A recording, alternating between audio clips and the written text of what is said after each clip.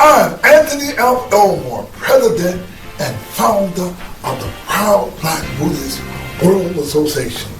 We at the Proud Black Buddhist World Association practice the Buddhist teachings as taught by the 13th century Japanese Buddhist sage Nichiren Shonin. It is Nichiren that teaches us that it is the Lotus Sutra that is the highest of the Buddhist teachings. And Nichiren teaches us that we should only practice. The only sutra we should practice is the Lotus Sutra. Now, we are the Black Buddhist force in America, and we are unapologetically black. Black History Lesson, The Buddha Was Black, a lecture by Anthony F. Elmore Sr. The Buddha was born in Magadha. Magadha in ancient India come from the Harappan civilization, and the Harappan civilization were black people. Now, a man by the name of Sisu Naga founded the Magadha Empire. And later we read about Bimbisara, who was a contemporary of Shakyamuni Buddha. Ladies and gentlemen, we have archaeological, anthropological, genetic history, literary science to show that the Buddha was a black man. Just look at any statue of the Buddha and you see that black hair on the Buddha. We can go even 150 years after the death of the Buddha, in the time of the father of history, that's Herodotus, who wrote there were two Ethiopias, one east of the Red Sea and one west of the Red Sea. The word India means black. Please understand, we can go 150 years before the time of the Buddha and the time of Homer. In the time of Homer, India was known as Eastern Ethiopia. 300 years after the death of the Buddha, we have literary writings that talk about the black people of India. Now, I want to introduce you to one of the greatest writers. He was an ambassador for Chandra Gupta, Maurya. You see, India started at the time of Alexander the Great. He tried to conquer India, and he ran up against these black people who had 80,000 elephants. They were called the Nandas. Now, after Alexander backed up, years later, Chandragupta Maurya conquered the Nandas. Now, under Chandragupta Maurya, he had a grandson who was very famous in Buddhism, and his name was called Asoka the Great, and he left writings.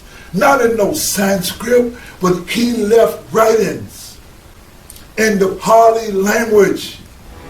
He left edifice and writings. You would see it at the Aphrodite Temple and Naga Sudan.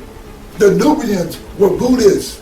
It was Herodotus who says that Muro was the cradle of the Gymnosophists. They were not called Buddhists, they were called Gymnosophists. Now, one of the things I want you to look up the name Megadethnes.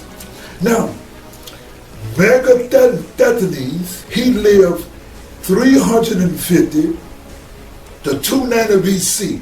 He was a Greek ethnographer and explorer in the Hellenistic period and an author of the work called the Indica.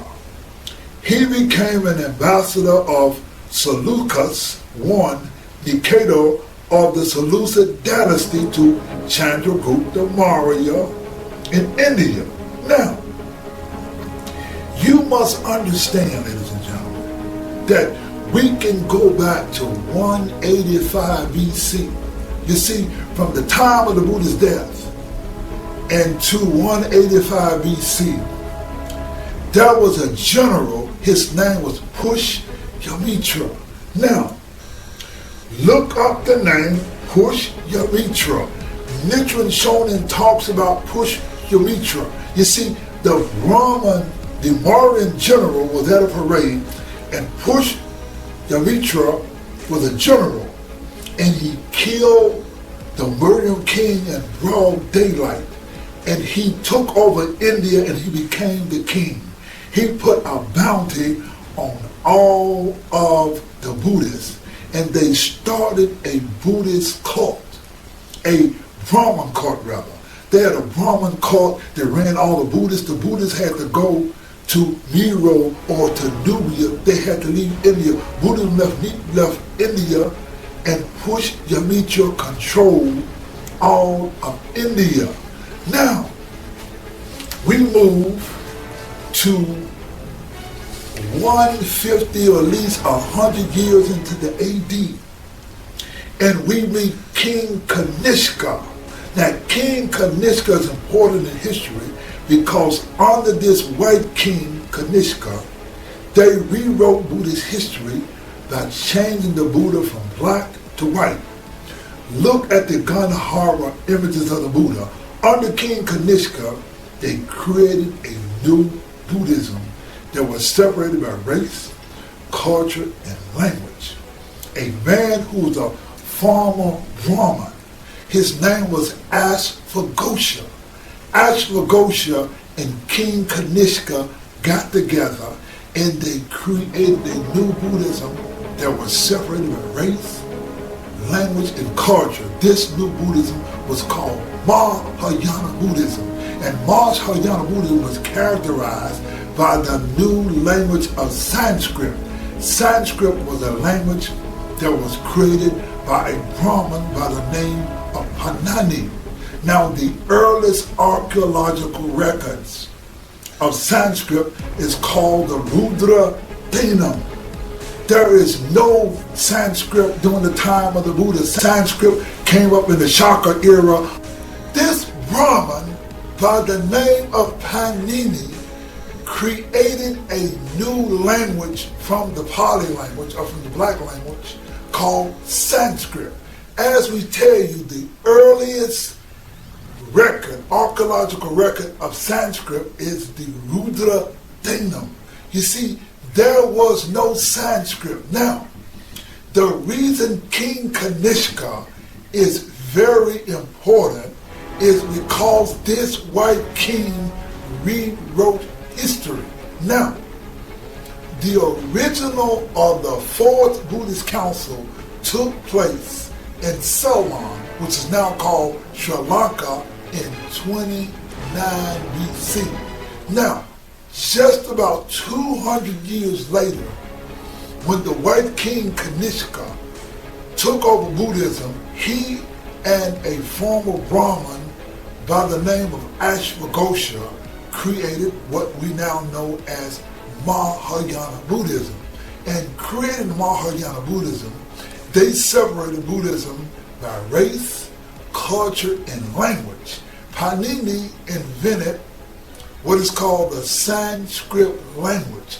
Now, King Kanishka and Ashvaghosha carried on, they put together what was called their own Fourth Buddhist Council.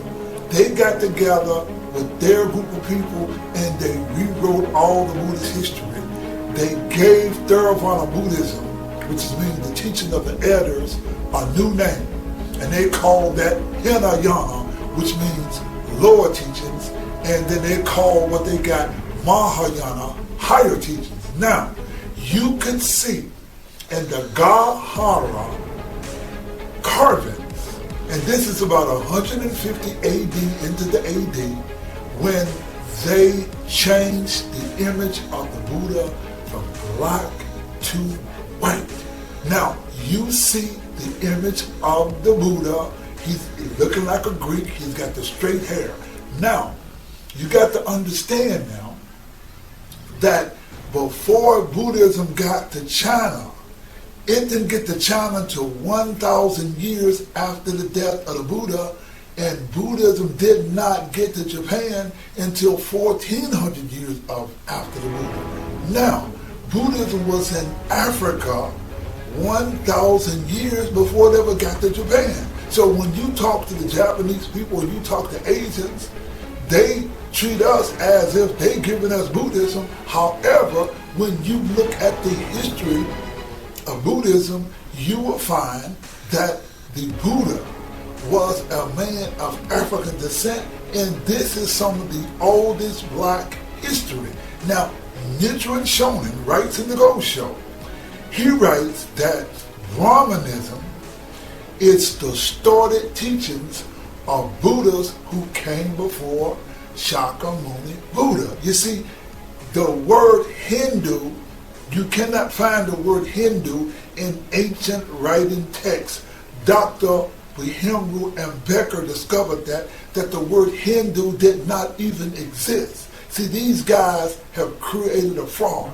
See, when they created the fraud of the Sanskrit fraud, they got together and created what is known as the Vedic culture, or the Vedic teachings. The Vedic teachings, what they did was, they wrote that Sanskrit came 1,500 years before the Buddha, and they came up with what's called the Aryan invasion theory, and they made Sanskrit the oldest language. However, when you look at archaeological, anthropological, genetic science, literary science, we find that there was no such thing as an Aryan invasion. There was no such thing as this Vedic culture contemporary or even before or during the time of the Buddha. The Buddha came from Magadha, and Magadha came from the Harappan civilization. I am Anthony Alf Elmore, President and Founder of the Proud Black Buddhist World Association, giving you a Black Buddhist lecture stating that science and history proves that the Buddha is black. Thank you very much.